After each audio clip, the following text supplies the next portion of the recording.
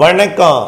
செல்வகுமாரின் அறுவடை விவசாயிகள், விதைப்பு விவசாயிகள், பூச்சி விரட்டி அடிக்கும் விவசாயிகள், உலர்த்தும் விவசாயிகள், விவசாயத்தின் பல்வேறு வானிலையுடன் கூடிய பணிகள் மற்றும் பொது பணிகள், செங்கல் சூளை பணிகள், உப்பள பணிகள் அனைத்திற்குமான வானிலை ஆய்வறிக்கை 2025 பிப்ரவரி 12 புதன்கிழமை அதிகாலை நிலவர ஆய்வறிக்கை. வானிலை அமைப்பு தென்னரைக்கோள நிகழ்வு 2 வலுவாக நீடித்துக் கொண்டிருக்கிறது. உயரழுத்தமும் அதே மாதிரி நீடித்துக் கொண்டிருக்கிறது. தொடரும் வெயில், இரவு நேர குளிர், பனிப்பொழிவு. அதிகபட்ச வெப்பநிலை உள் மாவட்டங்களிலே ஒரு இடங்களில் 34, 35 என்ற அளவில் இருக்கும். இது எதிர்பார்த்த ஒன்றுதான். நேற்றைக்கு 34.6 இருந்தது ஈரோட்டிலே. குறைந்தபட்ச வெப்பநிலை கரூர் பரமத்தியில் 16 டிகிரி செல்சியஸாக இருந்தது. மழையை பொறுத்த வரைக்கும் 23ஆம் தேதிக்கு மேல் எதிர்பார்க்கப்பட்டது.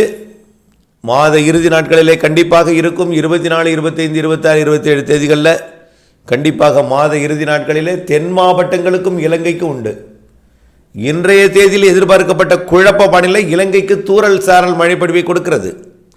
தென் மாவட்டங்களுக்கு இந்த அதிகாலை நேரத்திலேயே மிரட்டி கொண்டிருக்கும் மேகத்தை ஏற்படுத்தி இருக்கிறது. டெல்டா மாவட்டங்களில் கூட அதிகாலையில் மிரட்டல் வானிலை காணப்பட்டது, மேகமூட்டம்.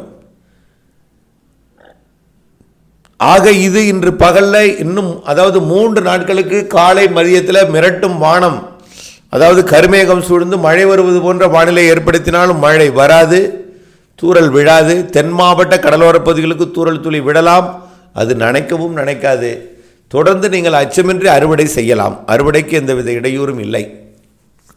அடுத்தபடியாக விதைப்பு பணிக்கும் அதே தான். விதைப்பு பணியை பொறுத்த வரைக்கும், அறுவடை பணியை பொறுத்த வரைக்கும் 24க்கு மேல் மாத இறுதி நாட்களிலே மழை இருக்கிறது என்பதை நினைவில் கொண்டு அந்த நாட்களில் அறுவடை செய்யும் பொழுது நீங்கள் வானிலை அறிக்கையில் கேட்டறிந்து மழையா, இடைவெளியா, இடையூறா, எப்படிப்பட்ட அந்த வானிலை அமைப்பு என்பதை மாத இறுதி நாட்கள் வானிலை அப்டேட்ஸுடன் இணைந்திருந்து நீங்கள் திட்டமிட்டு அறுவடை செய்திட வேண்டும்.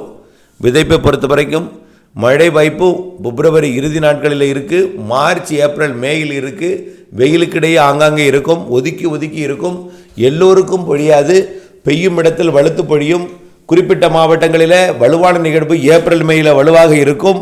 ஆகவே இவையெல்லாம் கணத்தில் கொண்டு உங்களுக்கு பெய்யலாம், ஒதுக்கி கொண்டே இருக்கலாம். ஒரு நாள் குறைவாகவோ கூடுதலாக பெய்யலாம். இது நம் விவசாயத்துக்கு தேவைப்படும் பொழுது அது இயற்கையாக கொடுக்காது. கைவசம் நீர் தேக்கி கவலையின்றி விவசாயம் செய்ய முதல்ல மழைநீர் சேகரிப்பு அமைப்பை ஏற்படுத்திவிட்டு கைவசம் நீர் தேக்கிவிட்டு பிறகு அதன் நம்பிக்கையில் நீங்கள் விவசாயம் செய்ய வேண்டும். மழை பொழிவு, ஆனால் கோடை மழை சராசரிக்கு கூடுதல் இருக்கிறது. எந்த மாவட்டத்தில் பொழியும் என்பதை, அந்த நிகழ்வு எங்கே கடக்கும், எங்கே நெருங்கும், இவையெல்லாம் கோடை மழையோட அமைப்பு வரக்கூடிய நாட்களில் உறுதிப்படுத்தலாம். அதுவும் இருகாற்று இணைவினால் அருகருகே வேறுபாடும் இருக்கும். ஆனால் கோடை மழை என்பதை நினைவில் கொள்ளுங்கள். ஒதுக்கித்தான் இருக்கும் என்பதை. இதை வைத்து நீங்கள் பெரிய அளவில் விதைப்பை செய்துவிட முடியாது. கைவசம் நீரை முதலில் தேக்குவதற்கு பண்ணை குட்டை அமையுங்கள். மாழத்தின் மழை நீரை எதிர்பார்த்து காத்திருந்து ஒரு நாள் கண்டிப்பாக உங்கள் 7 குளங்களை நிரப்பும். அப்பொழுது நீங்கள் மழைநீர் சேகரிப்பு அமைப்பை நிரப்பிய பிறகு கைவசம் நீர் தேக்கி கவலையெல்லாம் விவசாய பணியை தொடக்குங்கள். அதுதான் என்னுடையது எப்பொழுதுமே. ஆனால் மழை இருக்குது, சராசரிக்கு கூடுதல் கோடை மழை. அடுத்தபடியாக பூச்சி விரட்டி அடிப்பவர்களுக்கு எந்த அச்சுறுத்தலும் இல்லை. மாத இறுதி நாட்களில் மட்டும் கொஞ்சம் நனைக்கும் மழை, தூறல் மழையெல்லாம் இருக்கும். 26, 25 தேதிகளில் அதனை நீங்கள் அறிந்து திட்டமிட்ட நீங்கள் பணியை மேற்கொள்ள வேண்டும். அடுத்தபடியாக எல்லா பணிகளுக்குமே, பொதுப்பணி எல்லா பணிகளுக்குமே,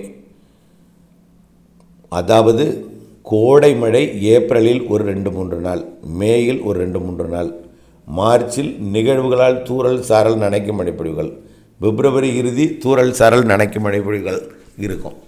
இது எல்லாமே ஒரு குறிப்பிட்ட இடங்களில் குறைந்த பரப்பில் தான்.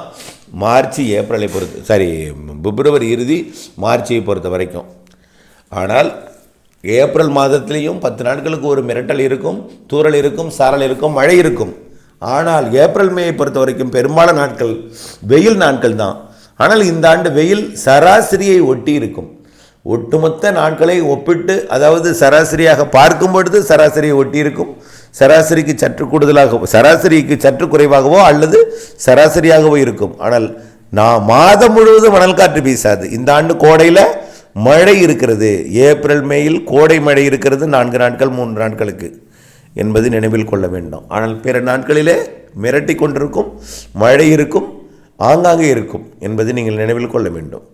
ஆகவே இது உப்பு உற்பத்தியையோ செங்கல் சூளையோ பாதிக்காது. ஆனால் மழை இடைவெளி வானிலை அறிந்து உங்கள் பணியை மேற்கொள்ள வேண்டும். கோடை மழை தான் மாதத்திற்கு 2 நாள் வலுவாக இருக்கும். அந்த 2 நாள் 60 நாளில் 4 நாள், 60 நாளில் குறைந்தபட்சம் 4 நாள் நல்ல மழைப்பொழிவை தரும். அந்த மழைப்பொழிவு நிகழ்வு வழித்தடத்தை மட்டும் அறிந்து அதற்கேற்ற திட்டத்தை நாம் வகுத்து கொள்வது தான் சிறப்பு.